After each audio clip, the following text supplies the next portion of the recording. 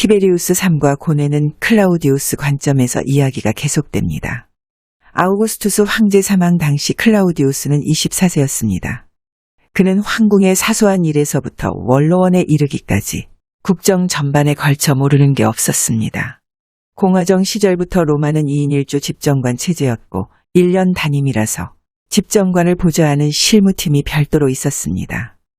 황제 사망 당시 회계감사관 부서 실무자는 나르키소스였고 칼리스투스는 법무관 부서, 팔라스는 안찰관 부서 실무자였습니다. 클라우디우스와 나이가 엇비슷한 세 사람은 해방 노예들이고 클라우디우스 모친 안토니아가 자신들에게 자유를 주었을 뿐만 아니라 고등교육을 받을 수 있도록 배려했기 때문에 충성스러운 가신들이었습니다. 클라우디우스는 그들을 통해서 궁금한 사안들을 얼마든지 알아낼 수 있었습니다. 그러나 소년체전을 관전하려고 나폴리로 갔다가 유명을 달리한 아우구스투스 황제 사망에서 비롯된 의혹은 시종일관 기묘한 분위기를 풍기는 미스터리였기 때문에 별의별 궁리를 다해보았지만 결론에 도달하지 못했습니다.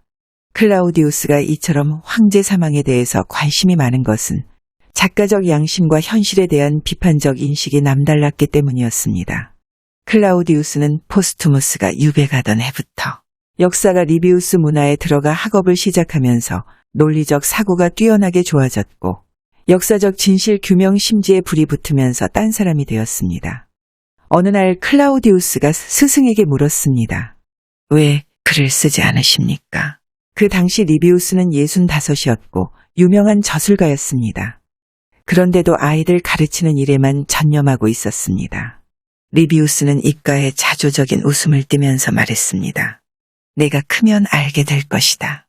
클라우디우스는 무슨 뜻으로 한 말인지 그때는 알아듣지 못했습니다. 그러나 지금은 스승의 깊은 속을 이해할 수 있게 되었습니다.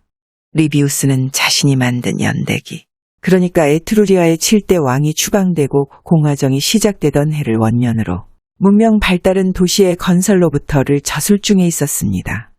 그런데 옥타비아누스가 기원전 27년 원로원으로부터 존엄자 아우구스투스와 황제 임페라토르 칭호를 받은 후 리비우스가 생각하는 원년보다 244년이나 거슬려 올라가서 로물루스와 레무스 건국 신하와 트로이 장군 아에네이스가 이탈리아에 도착하고 로마를 건국한 것처럼 다시 쓰라고 했습니다. 리비우스의 도시의 건설로부터 142장에서 아에네이스가 이탈리아에 도착하면서 시작하는 건국 신화는 계획에도 없었습니다.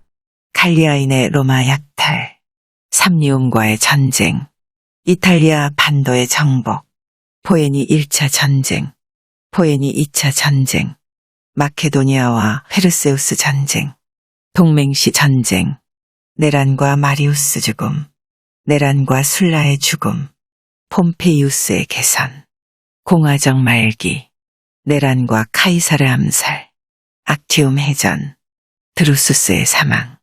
이처럼 142장까지 썼을 때 아우구스투스 황제가 로마인들과는 아무런 관련도 없는 트로이 장군 아에네이스가 이탈리아에 도착해서 로마를 건국한 것처럼 신화를 첫 장에 넣으라고 했습니다. 그렇게 되면 도시의 건설로부터는 엉망이 될 수밖에 없었습니다. 리비우스의 집필 목적은 세계를 지배하게 된 로마인들을 부각시키고 로마를 위대하게 만든 훌륭한 집정관들과 민중을 선동하면서 내란을 부추긴 별볼일 없었던 호민관들을 쉽게 구분할 수 있도록 글을 썼다고 서문에 밝힌 바 있습니다. 그런데 건국 신화를 첫 장에 집어넣으면 근본 취지가 무색해질 수밖에 없었습니다. 그런데도 아우구스투스 황제는 막무가내로 쓰라고 했기 때문에 건국 신화를 넣은 다음 리비우스는 저술 의혹을 잃고 말았습니다. 그래서 클라우디우스 붙인 드루수스 사망 이후의 역사를 더 이상 쓰지 않았습니다. 리비우스는 아우구스투스 황제 사망 이후 3년이나 더 생존했으면서도 황제의 행적을 한 줄도 기록하지 않았습니다. 그 대신 생뚱맞은 내용을 9장에 넣어 논란의 여지를 남겼습니다. 만약에 알렉산드로스 대왕이 이탈리아로 쳐들어와서 로마와 싸웠더라면 어떻게 되었을까? 도시의 건설에 앞서 일어난 전설들, 또는 그것이 건설된 것은 역사가의 확실한 기록보다 시인의 창조로 꾸며지는 것이 더욱 적합하다. 리비우스는 신화를 넣게 해서 자신의 역사서를 한낱 픽션으로 만들어버린 황제를 시인이라고 추켜 세우면서 비아냥거렸습니다. 그런데도 이와 같은 내막을 알 턱이 없는 사람들은 리비우스의 가상 역사서 운운하고 있습니다. 리비우스는 알프스 산맥 남쪽 파타비움 고향에 돌아가서 75세에 사망했습니다. 클라우디우스가 25세가 되던 해였습니다. 고향으로 가기 전 황제의 신격화 때문에 괴로워했던 베르길리우스에 대해서도 말해주었습니다. 트로이 전쟁을 소재로 쓴 서사시가 두 권 있네. 하나는 그리스 시인 호메로스의 일리아스, 그리고 방금 전에 내가 말한 베르길리우스의 아에네이스가 바로 그것이라네. 베르길리우스는 그리스 군과 싸우다가 패배한 트로이 장군 아에네이스를 주인공으로 호메로스와는 전혀 다른 각도에서 이야기를 전개했네. 부하들과 함께 각지를 방랑하면서 천신만고 끝에 라티움에 도착한 아에네이스가 제2의 트로이를 건설하라는 신탁을 수행한다는 허구의 이야기를 발표했지.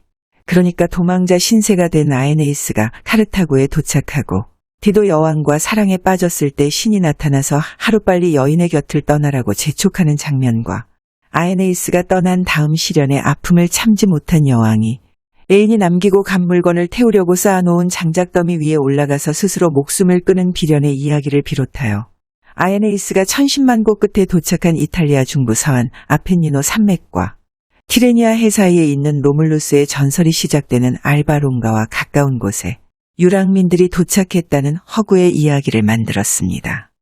그런데 아우구스투스 황제가 아에네이스가 받았다는 신탁, 그리고 로마의 신 유피테르와 베누스가 연관이 있는 것처럼 하고 자신의 조상을 유피테르 양자로 둔갑시켜 평화와 번영의 신탁을 받은 것처럼 만들고 싶어 했습니다. 베르길리우스는 황제의 우상화에 노란하고 싶지 않아서 그리스로 도망가기 전 자기보다 11살이나 어린 리비우스에게 원고를 넘겨주면서 말했습니다.